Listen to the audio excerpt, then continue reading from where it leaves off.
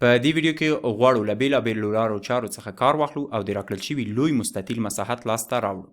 د مستطیل د مساحت د پیدا کولو تر ټولو ساده لاره دا ده چې د راکړل شوي مستطیل عرض له طول سره یا له اوږدوالي سره ضرب کړو تر څو پورې وکولی شو مساحت لاسته راوړو. که چیرې د دې عرض ته وګورو نو له دوو برخو څخه جوړ شوی چې له دې ځای څخه تر دې ځای پورې اوږدوالی وای مربع دی او له دې څخه ښکته خواته آین تر بیخه پورې تر دې ځای پورې اوږدوالی منفي شپږ وای دی. نو که چیرې ټول ټال عرض ولیکو مساوي بشي له وای مربع منفي شپږ وای سره. دا یې عرض شو، دا ضرب. اوس به راشو او اوږدوالی به وګورو چې اوږدوالی یا طول یې څومره دی. اوږدوالی هم له دریو برخو څخه جوړ شوی دی چې له دې ځای څخه تر دې ځای پورې اوږدوالی 3 وای مربع دی ضرب 3 وای مربع او له دې ځای څخه بیا تر دې ځای پورې اوږدوالی منفي 2 وای دی. وبلیکو منفي 2 وای او په پای کې هم یو واحد جمع یو. که چیرې دا دواړه سره ضرب کړو نو موږ تاسو ته به ټول ټال مساحت په لاس راکړي. دویمه لاره چې موږ تاسو کولی شو له هغې څخه په ګټې اخیستنې سره د راکړل شوي لوی مستطیل مساحت لاسته راوړو هغه دا دی چې دلته دا وړې وړې برخې په جلا جلا توګه پیدا کړو. البته د دې وړو وړو برخو مساحت په جلا جلا ډول پیدا کړو او وروسته یې سره جمع کړو. که چیرې دې برخې ته راشو د دې عرض وای مربع دی نو وبلیکو چې وای مربع ضرب او طول یې 3 وای مربع دی ضرب 3 وای مربع.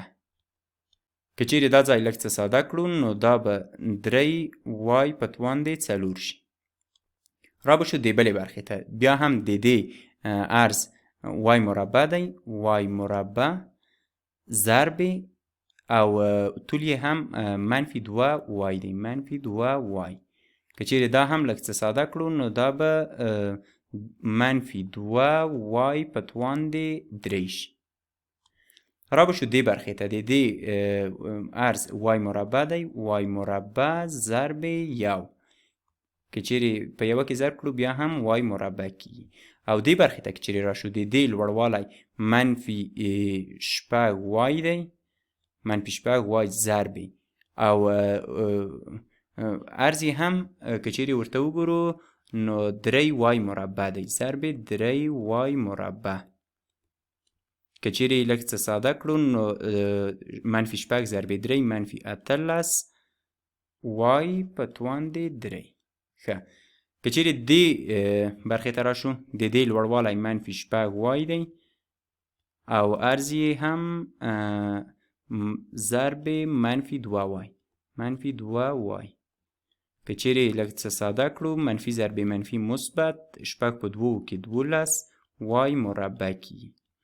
او په پای کې که چیرې دې برخې ته راشو د دې یوه زوله یو واحده او بله زوله هم منفي شپږ وای ده منفي شپږ وای ضرب یو مساوي کیږي له منفي شپږ وای سره. په جلا جلا ډول مو د هرې برخې مساحت لاسته راوړ. اوس به راشو او دا مساحتونه چې موږ تاسې لاسته راوړي دي دا به سره جمع کړو. لومړی به راشو او دا به ولیکو دا ځای 3 وای په توان دی 4 دا ځای شو. دې برخې ته که چیرې راشو د دې قیمت منفي 2 وای په توان دی 3 شو منفي 2 وای په توان دی 3. او دې برخې ته که چیرې راشو د دې برخې مساحت وای مربع شو جمع وای مربع. او دې لاندینۍ برخې ته که وګورو د دې مساحت منفي 18 وای په توان دی 3 شو منفي 18 وای په توان دی 3 منفي 18 وای په توان دی 3.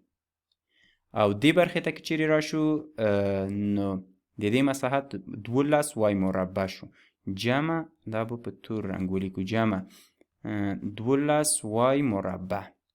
او په پای کې دې برخې ته که چیرې وګورو نو د دې مساحت منفي شپږ وای دی منفي شپږ وای.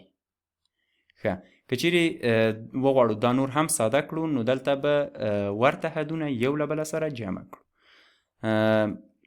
لومړنی حد وای په توان د څلور د وای په توان د څلور کوم بل حد نه لرو، نو دا به پخپله ولیکو 3 وای په توان د څلور را به شو وای په توان د 3 وای په توان د 3 ته که چیرې وګورو نو دا دلته دوه حدونه لرو، یو دا دی او بل هم دا دی.